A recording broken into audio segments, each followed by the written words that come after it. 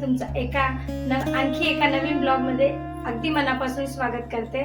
तर आज आम्ही चाललोय महाकालेश्वरला महाकालचं दर्शन घ्यायला। तर चला तुम्ही पण आमच्या सोबत, मी आहो आणि मुलं आम्ही सर्वजण चाललोय महाकालचं दर्शन घ्यायला। तुम्ही पण चला आमच्या सोबत।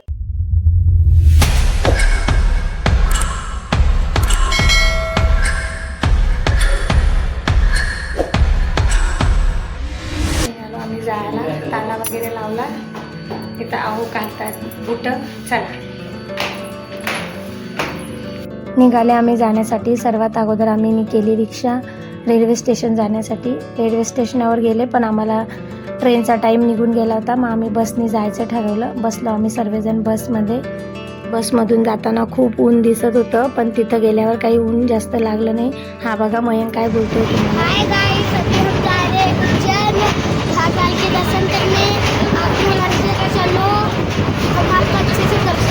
बघा उज्जैन नगरीचा एंट्रीचा गेट, हा गेट दिसला म्हणजे समजायचं उज्जैन नगरीमध्ये पोहोचलो आपण। त्यानंतर आम्ही बस स्टॉपवर पोहोचले। इथं मुलांनी ज्यूस वगैरे मुलांचं ज्यूस वगैरे पिऊन झाल्यानंतर आम्ही आणखी रिक्षा केली। रिक्षावाल्याने आम्हाला बाहेर रोडावरती सोडलं, तिथून मग आम्ही पायी पायी निघाले।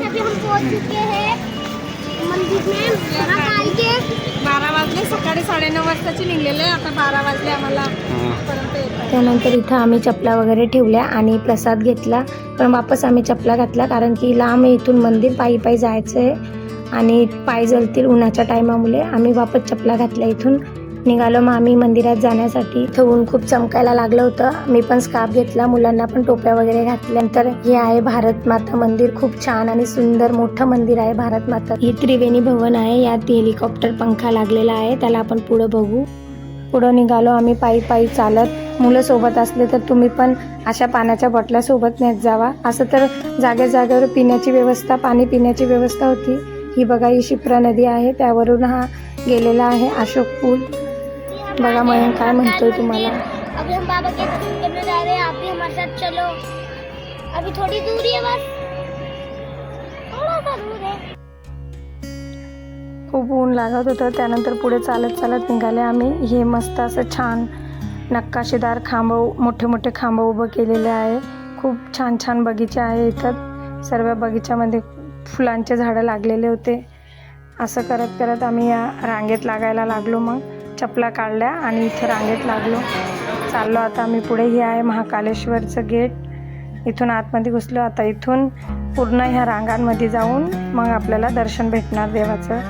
खूप छान प्रसन्न वाटत होतं आणि खूप म्हणजे मनाला असं वाटत होतं आता केव्हा देवाचं दर्शन होईल। आज ज्या तुम्हाला या रांगा रिकाम्या दिसतात ना, या श्रावण महिन्यात पूर्ण भरलेल्या असतात सुट्ट्यांमध्ये पण आज थोडी गर्दी कम होती। असंच आम्ही पुढे चालत राहिलो, थोडी गर्दी कमी असल्यामुळे लवकर आमचा नंबर आला। ओम नमः शिवाय। जागेवर अशा LED मोठ्या मोठ्या TV लागलेल्या असतात, जिथं आपल्याला बाबांचं दर्शन होतं। काही क्षणात आपण आता बाबांचं दर्शन होणार आहे। आता ज्या क्षणाची इतकी वाट बघत होते ते क्षण आलं बाबांचं दर्शनाचं।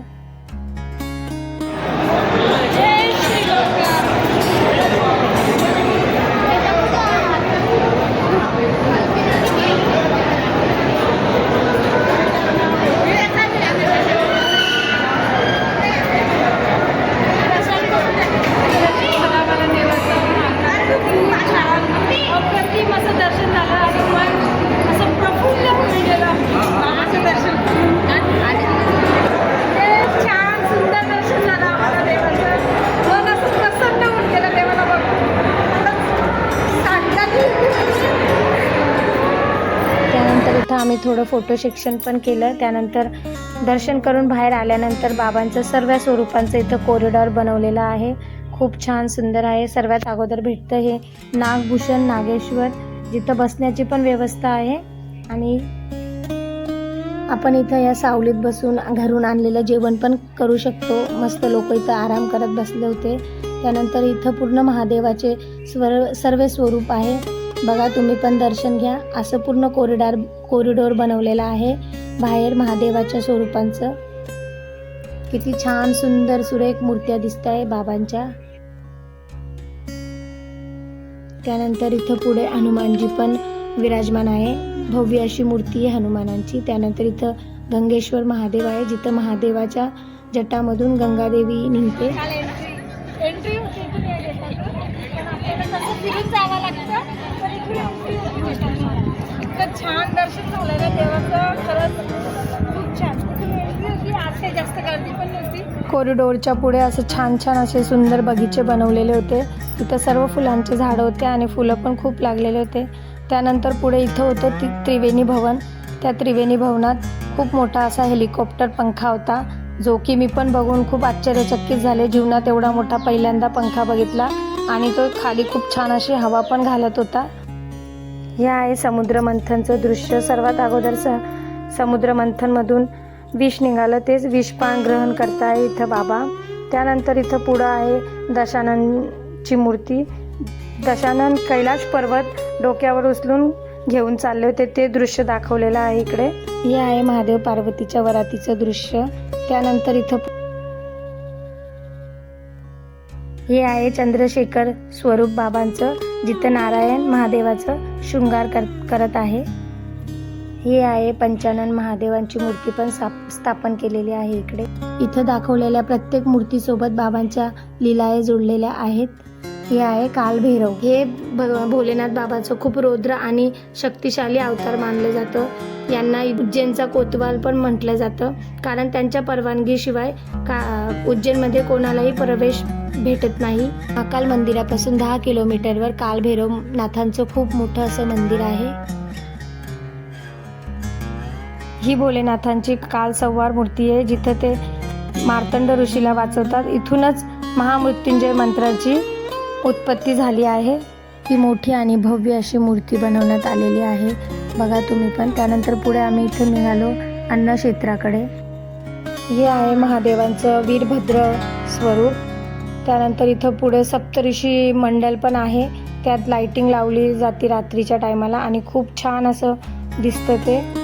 हे आहे सप्त ऋषी भव्य मंडल आहे हे, जिथं हे पाण्याचे फुवारे चालतात रात्रीच्या टायमाला आणि लाइटिंग पण चालू होते. इथं खूप छान असं सुंदर दृश्य दिसतं रात्रीच्या टायमाला हे. त्यानंतर इथून पुढे आम्ही निघालो अन्नक्षेत्राकडे. तिथून बाहेर जाताना इथं गणपती बाप्पाची पण मूर्ती होती. पुढे अन्न वितरण पण आहे आणि हरसिद्धी मंदिर माता दर्शन पण आहे. ते तुम्हाला मी पुढच्या व्हिडिओमध्ये दाखवणार. तोपर्यंत बाय बाय. जय श्री महाकाल. पुन्हा भेटू पुढच्या व्हिडिओमध्ये.